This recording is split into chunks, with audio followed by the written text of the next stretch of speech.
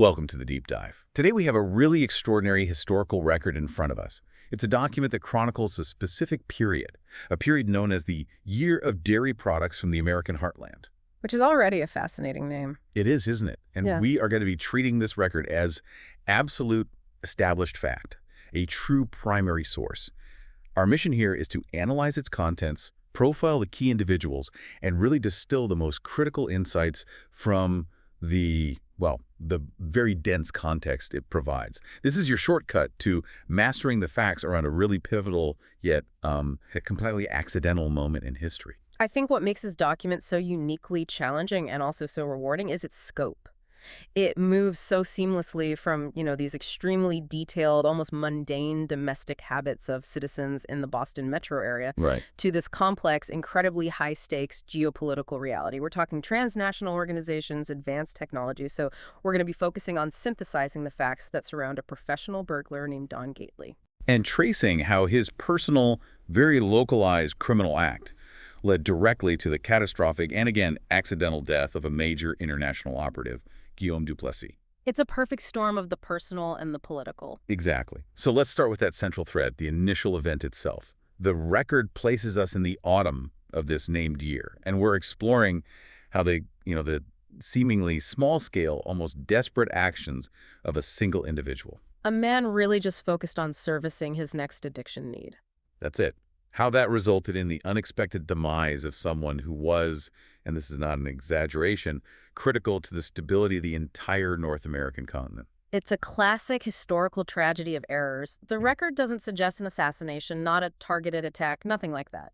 It presents a collision between Gately's extremely rigid physical schedule of need and satisfaction, as the document puts it. I love that phrasing. It's so precise. And on the other side, Duplessis' sheer misfortune of having a particularly virulent rhinovirus at the exact moment of a break-in. So to really grasp the enormity of this mistake, this accident, we first need to understand the world that Duplessis was living in. And it's a world defined by, incredible technological acceleration and, at the same time, this profound political tension. Right. Let's define the era. The record gives us this remarkable technical snapshot. It often refers to this period as the year of the depend adult undergarment. Another one of those names that just makes you stop and think. It really does. And it throws a lot of very specific technical jargon at us that defines this high-tech reality that Gately was operating in, even as his own crimes remained, physically pretty low-tech. So what were the defining technologies of this time? How do we make sense of that dense list? Well, it was clearly an era where communication and entertainment had just leaped forward.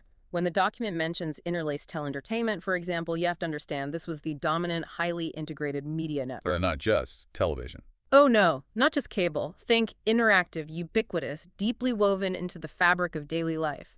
The subtext here is a society that is constantly, and I mean constantly, plugged in. And the hardware that's supporting all this interaction sounds incredibly advanced. Yeah. We see these references to RISC powered TPs, sometimes without a console, specifically noting PINC 2.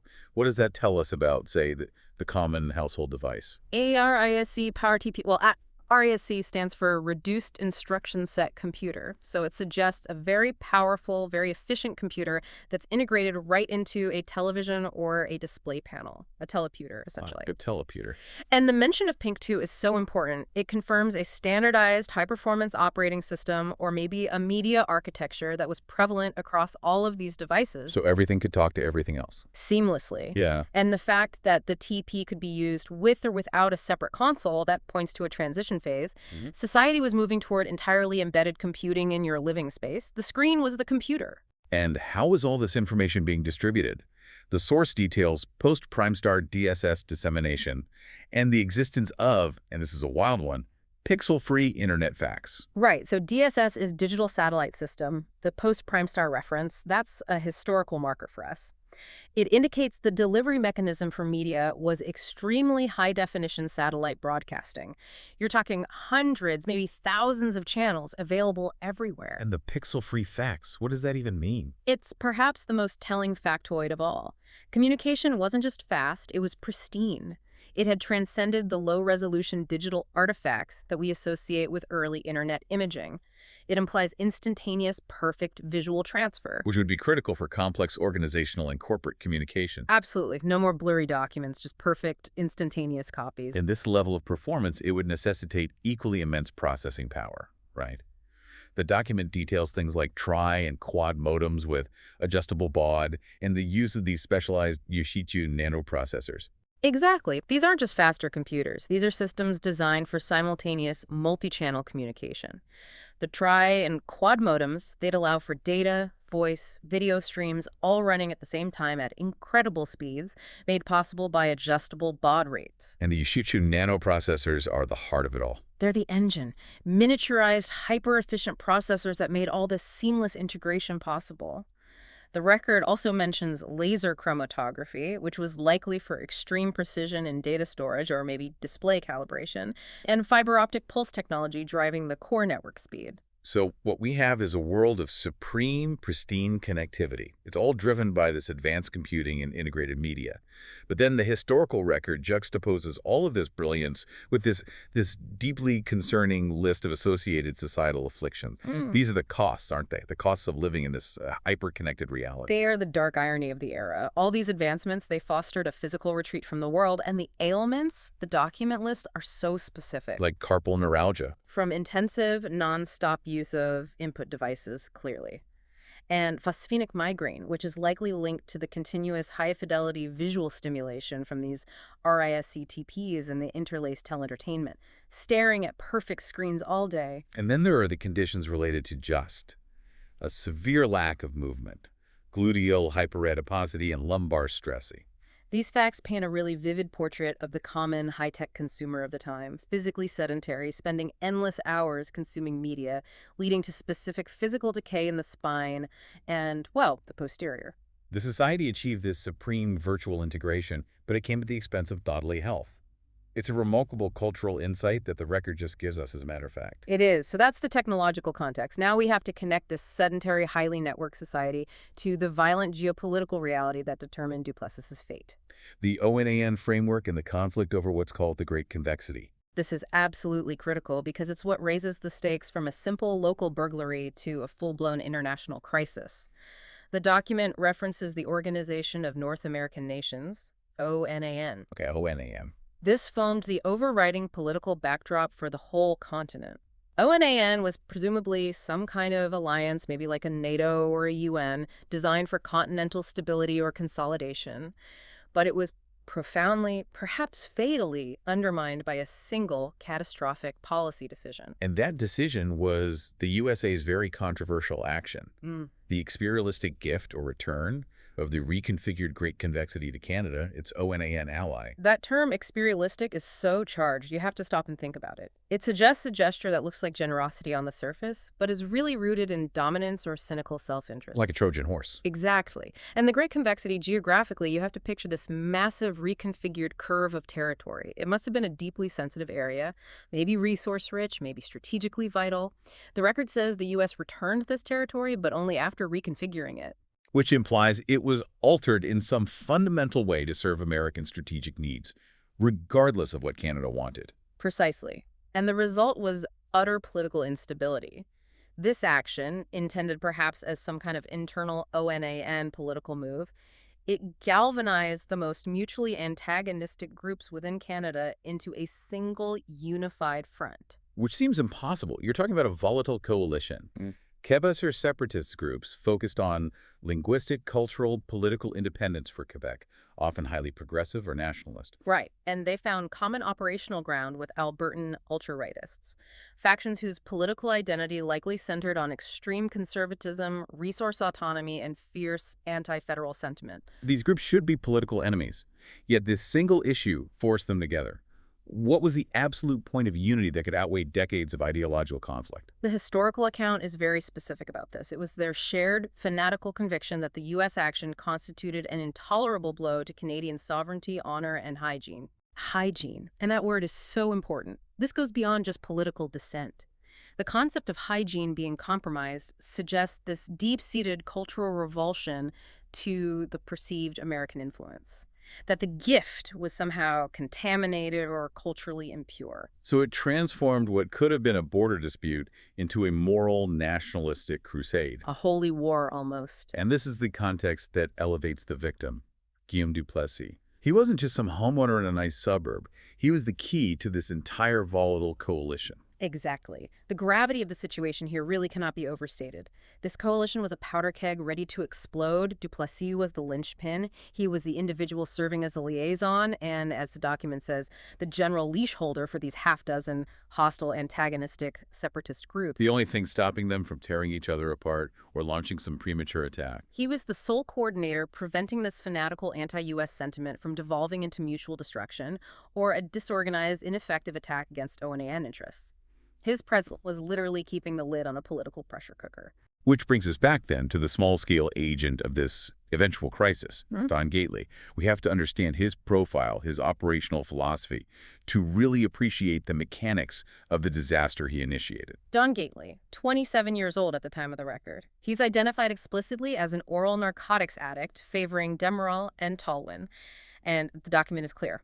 His addiction was not a sideline. It dictated his professional life. His whole life revolves around it. His whole life. His choice of career, burglary, was driven by efficiency. Violence requires energy, which Gately preferred to conserve for, procuring his next fix. His actions were purely a means to an end, immediate personal necessity. And the physical description the record gives us is just unforgettable. The size of a young dinosaur with a massive and almost perfectly square head. And there's that strange, specific anecdote about him using his head for amusement, letting friends open and close elevator doors on it when he was intoxicated. That detail, as absurd as it is, it sort of humanizes the destructive force he represents. It speaks to a certain rough physical confidence, doesn't it? And maybe a tendency toward reckless abandon when he wasn't focused on his professional activities. But when he was working at his zenith, Gately was highly effective. Oh yeah, a real professional. The record describes him as smart, sneaky, quiet, quick, possessed of good taste regarding what to steal, and always having reliable transportation. These are the traits of a top-tier, non-violent criminal. And his attitude, that was his defining operational asset, a ferocious and jolly elan. He wasn't fearful. He approached his work with this enthusiasm, and this energy was channeled into two specific tenets that really formed the blueprint for all his actions. And these two philosophies are absolutely central to understanding his fate. They are. Don't get mad, get even, and revenge is tasty or chilled. So he didn't react immediately. He stewed, he calculated, he made sure his response was disproportionate and unforgettable. Precisely, and we see this blueprint perfected in the case study the document provides, the ADA retaliation. This incident is so crucial because it establishes his signature MO, his modus operandi, and paradoxically, it seals his fate by creating this powerful enemy who understood Gately's own philosophy perfectly. The inciting incident was highly personal. Gately was held for 92 days in Revere holding, and this was due to the remorseless North Shore Assistant District Attorney's circumstantial suspicion. 92 days. For an addict, that translates to a nasty impromptu detox on a holding cell floor. An experience that guaranteed Gately was going to deliver that chilled revenge. He had plenty of time to plan it. He sure did. And the execution of that revenge really demonstrates Gately's patience. He and his associate, they waited. They waited until the ADA and his wife were safely away at a celebrity charity sailing event in Marblehead. He even confirmed the alibi through public records. The document mentions the Globe's Eye on People section. He did his homework. He chose the time and place for maximum psychological impact. And this is where we see the technical MO signature established. The first move was calculated, distinctive, killing the home's power using a straight shunt in the meter's inflow. That specific detail, the shunt, is critical because it provides a reliable, unique identifier for Gately's work. It's like an artist's signature. But the truly masterful part of the break-in was how they handled the alarm. They clipped only the ground wire of the pricey HPT alarm system. So why that specific technique? Why just the ground wire? Because by clipping only the ground wire, the alarm wouldn't sound immediately. It would wait, the document says, roughly 10 minutes, until the alternate ground circuit kicked in.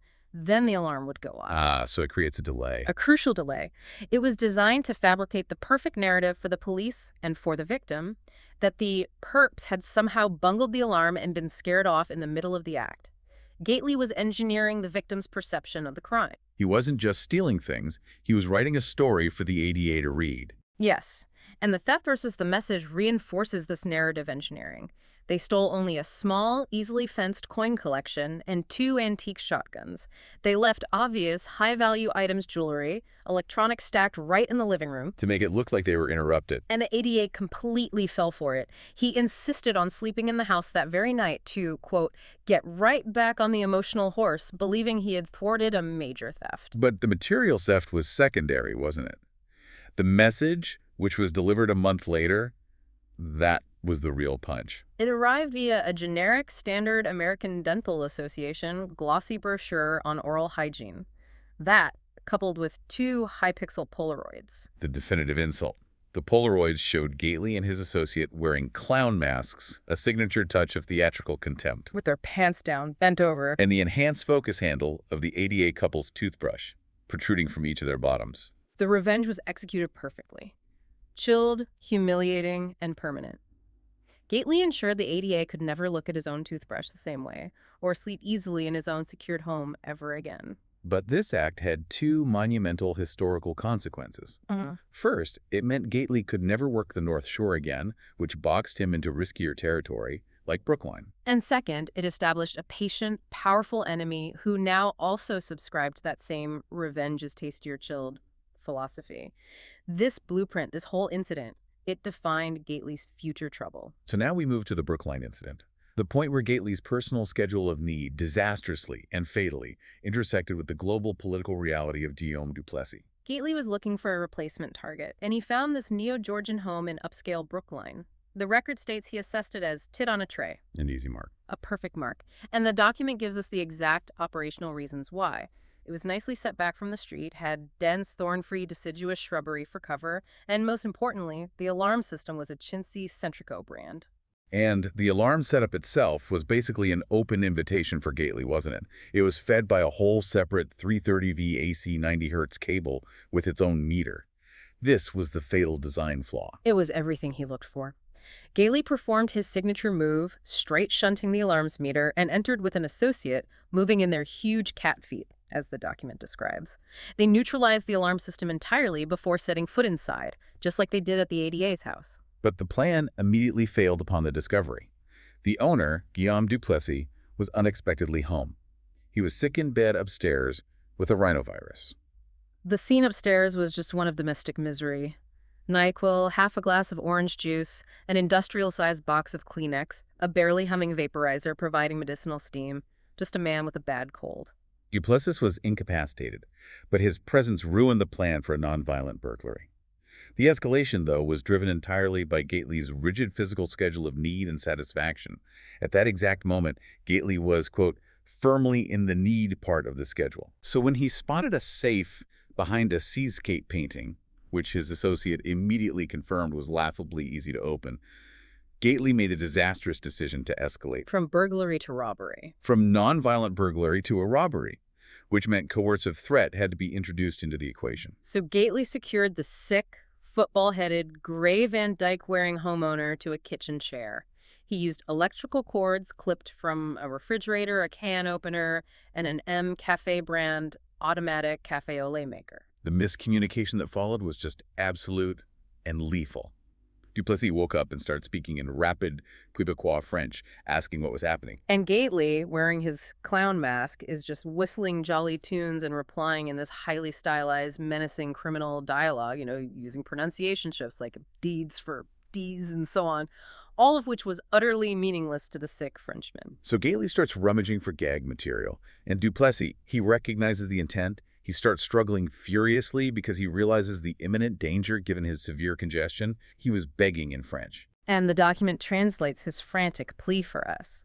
Do not gag me. I have a terrible cold. My nose, she's a brick of the snot. I have not the power to breathe through the nose. For the love of God, please do not gag my mouth. A clear, existential warning. Completely clear, but entirely unintelligible to Gately. As a final, desperate gesture of goodwill, Duplessis even offered Gately the combination to the easy safe.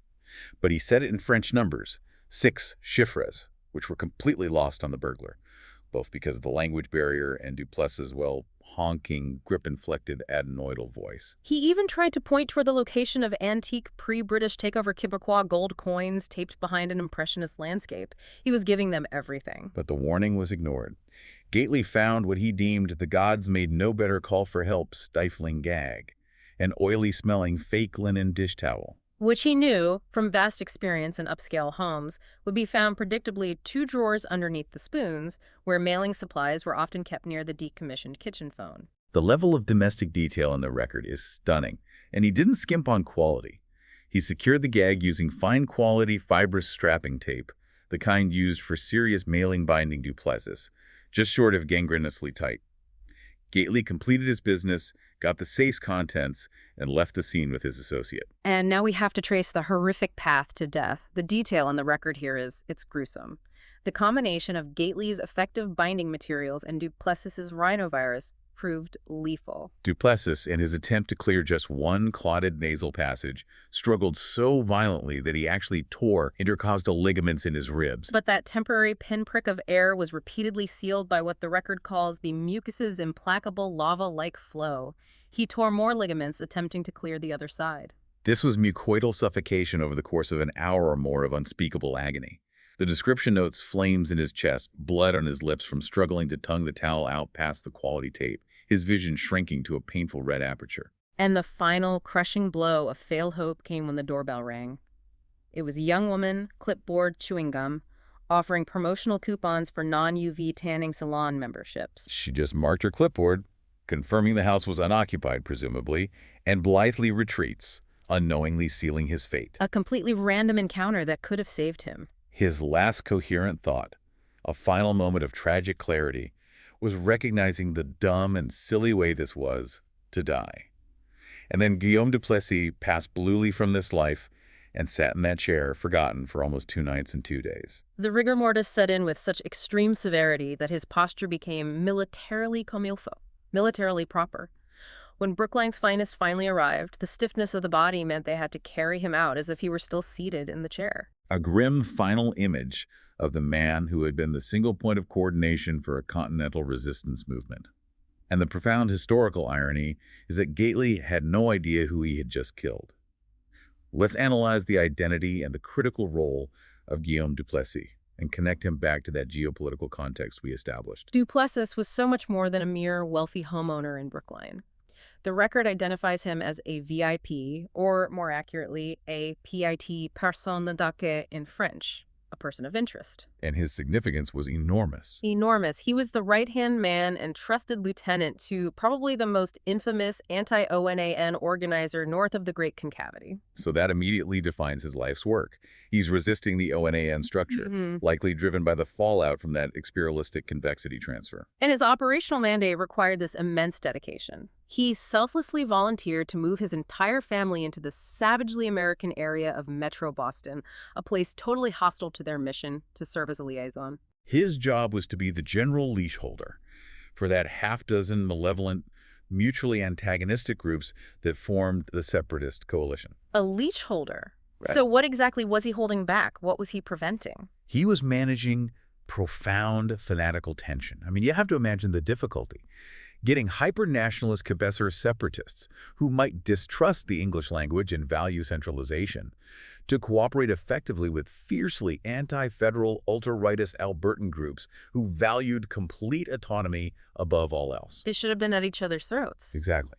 Duplessis was the political alchemist who is somehow successfully synthesizing their shared anti-ONAN conviction into coordinated action, rather than letting them just fracture into internal ideological warfare. So his accidental death didn't just remove a single person. It instantly removed the entire coordinating mechanism for the anti-ONAN resistance. And this massive political failure was caused by Gately's adherence to his personal drug schedule, a congested nose, and a common kitchen towel. The historical weight of that triviality is just immense. Duplessis's whole life dedicated to subtle, high-stakes international political maneuvering and the careful management of fanatics. And it ended because Gately saw an easy safe and failed to understand basic human respiratory mechanics during a cold.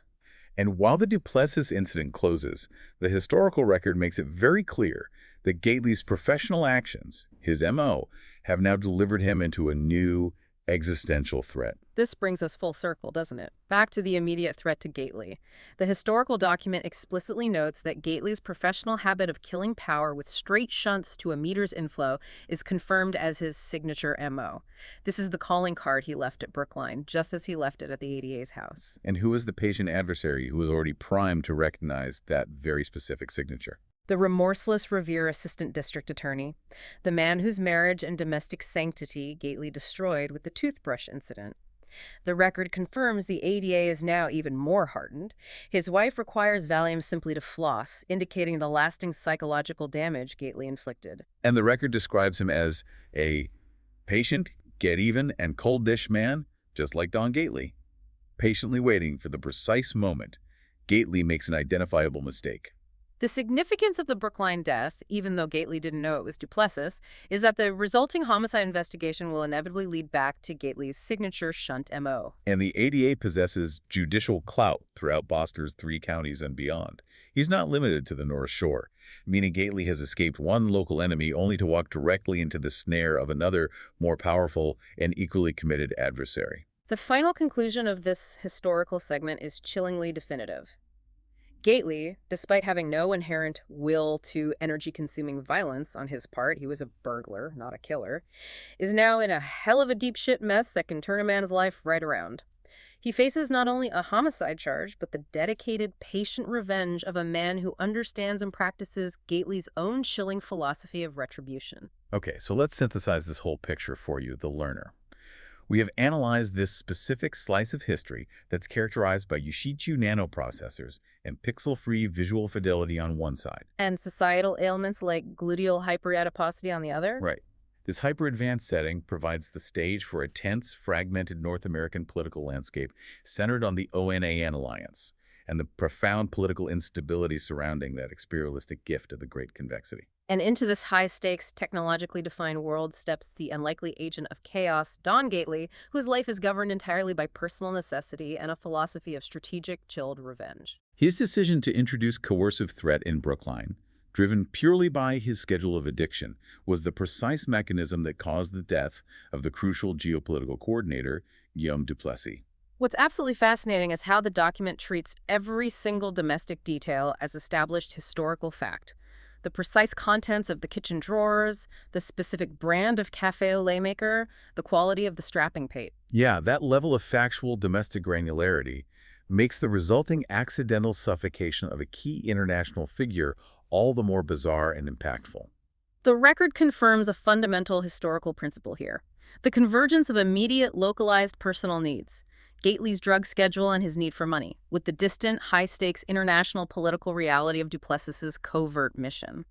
Well, that convergence can lead to profoundly unpredictable and catastrophic outcomes. Duplessis was prepared for high-level espionage, for assassins, for betrayal. He was entirely unprepared for a severe cold and an addict's misunderstanding of French. And so we are left with the immediate, devastating consequences for Gately, who is now being hunted by a man who shares his exact commitment to patient, cold revenge. But the true historical magnitude lies north of the border. You have to consider the immense political vacuum created by the sudden, uncommunicated death of Guillaume Duplessis. He was the only person successfully keeping those half-dozen fanatical, antagonistic anti-ONAN groups on a leash. Which leaves us with a provocative thought to end on. What seismic shifts north of the Great Concavity must have followed? Without Duplessis there to coordinate them, did the Quebecois separatists and the Albertan ultra-rightists descend into infighting, thus collapsing the entire resistance? Or, and this is maybe more terrifying, did the lack of a leash allow the most fanatical, uncoordinated, and violent elements of that coalition to lash out prematurely against ONAN interests, believing their coordinator had simply vanished, or maybe been covertly eliminated? The record ends with Gately's immediate fate uncertain. But it strongly implies that the accidental death of a single man in a Brookline kitchen may have fundamentally destabilized the already tenuous balance of power within the entire ONAN framework. The historical ripple effect of one greasy kitchen towel is, well, incalculable. Something to mull over as you process the facts of the year of dairy products from the American heartland. Thank you for joining us for this deep dive.